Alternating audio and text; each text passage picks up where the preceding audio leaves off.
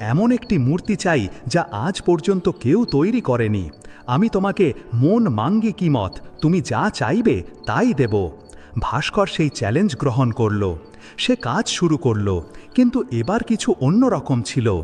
প্রত্যেকবার ছেনি তোলার আগে তার মনে খেয়াল আসতো, শেঠ খুশি হবে তো, আমি টাকা পাবো তো, আমার খ্যাতি আরও বাড়বে তো।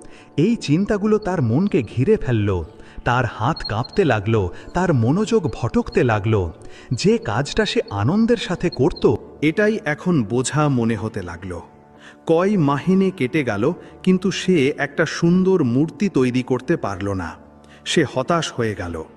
একদিন এক সাধু তার কুটিরের পাশ দিয়ে যাচ্ছিলেন।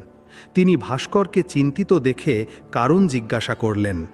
ভাস্কর তার সমস্ত ব্যথা খুলে বলল।